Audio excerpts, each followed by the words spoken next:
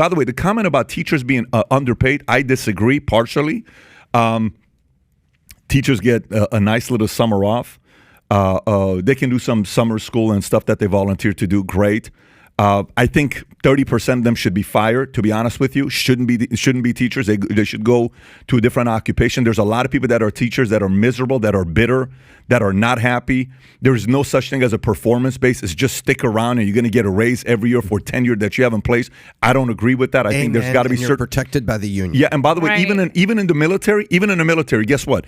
There were guys in the Army that were there for 20 years that were still E6s, meaning if you don't do certain correspondence and improve, you ain't getting promoted to E7 or E8 or E9 or whatever it is.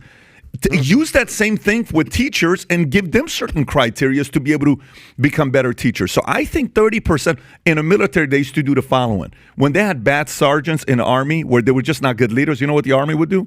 They'd come up to you if you're less than 15 years. They didn't want you to retire with 20 years because they didn't want to pay you for the rest of your life. They'd come and they would say, hey, man, we'll give you $30,000 for you to leave today. Flat out. They'd come and say, we'll give you 20. And you know how many people would take it? A lot of them. Because Army's sitting there saying, we're wasting our time with this person that's not going to be a leader. Here's 15 grand, leave. Here's 30 grand, leave. I think many of these districts need to go to the bad teachers and say, here's $30,000, leave. You don't need to do this anymore. So this concept about everybody being afraid to have to say all these teachers are perfect, stop it. Not all business people are great. The ones who are not great should be fired and go out of business. Not all these too big to fail companies need to stick around because some of them don't know how to handle it. They keep doing buybacks and using taxpayers' dollars to save their own asses for making stupid mistakes. Let them go out of business. Let another company that's a better operator buy them. Same with cops, same with firefighters, same with pastors, same with teachers.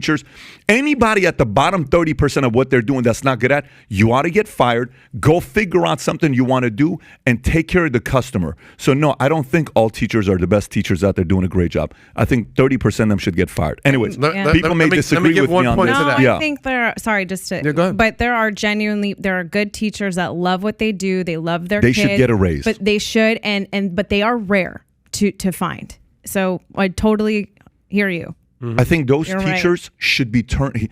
Here's what I would do if I ran a state, okay?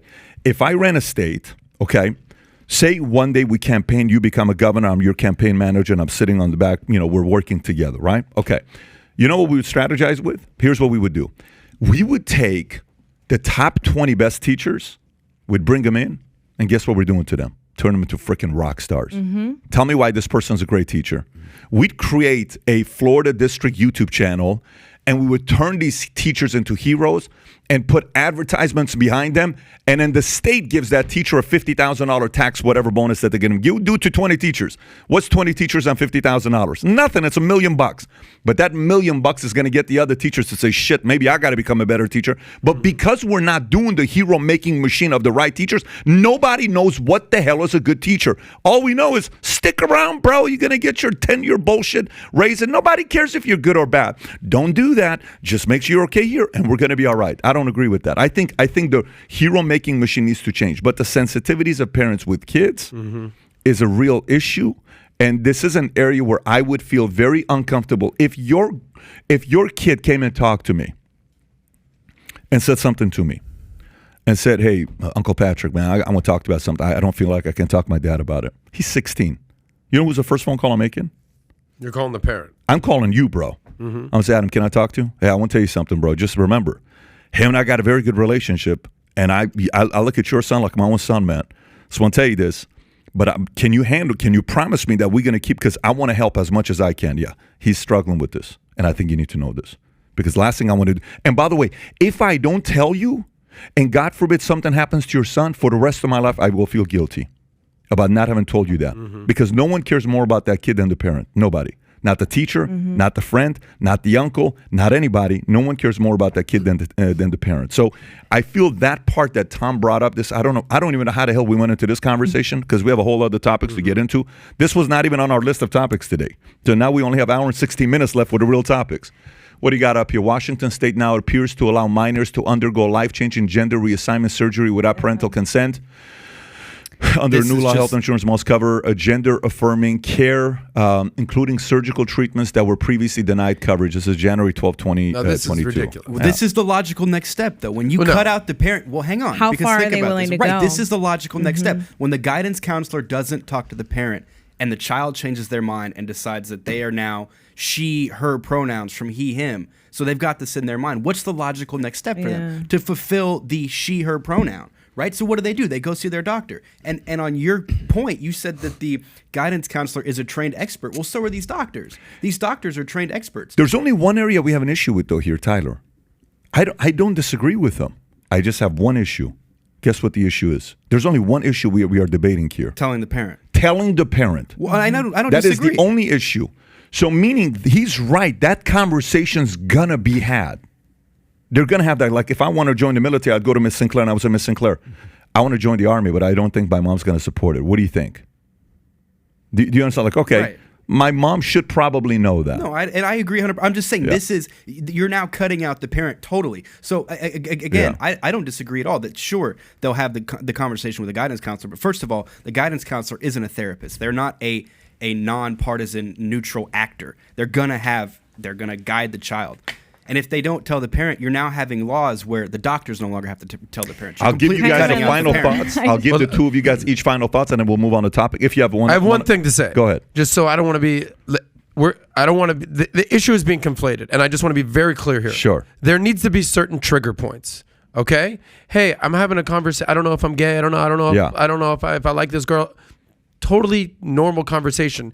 If I think I'm a boy and I think about becoming a girl, if I'm thinking about committing suicide, fuck yeah, inform the parents. There's trigger points. That is something completely different from, hey, I'm having a normal issue. Those are two totally separate things. What percentage of kids are considering changing their sex or committing suicide? The 1%? Well, that percentage. Those need to be informed. But that percentage is increasing. Then yes, in those cases, inform the parents. If it's a casual conversation in that regard and they don't want to inform the parents, I'm okay with that. I want to be super clear on that. Quick point. You made a really great point about results-driven in teachers. My mom is a guidance counselor, kindergarten teacher, and all whatever. Became a guidance counselor. She would have 30 kids lined up at her door just waiting to see her because they loved her so much. Yet the other teachers and the other guidance counselors barely had the same kids. They were working all the same hours. My mom would work late because she wanted to talk with each student individually. But yet, because of the school system and because it's not run like a business, they were still paid the same. She deserves a raise. Their performance didn't matter.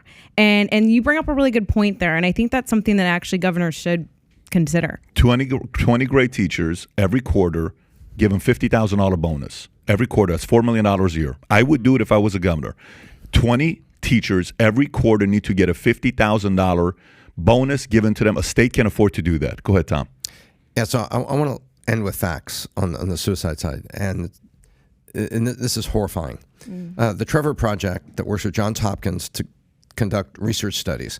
LGBTQ youth are 4 times as likely to commit suicide than their peers. 1.8 million of them communicate their desire to commit suicide each year. There is 1 suicide attempt from age 13 to 18, LGBTQ youth, every 45 seconds. And 45% of the LGBTQ publicly identified youth have seriously considered suicide in the past year. I mean, you call it stigmas, you call it bullying. There's a lot of bad things that happen there.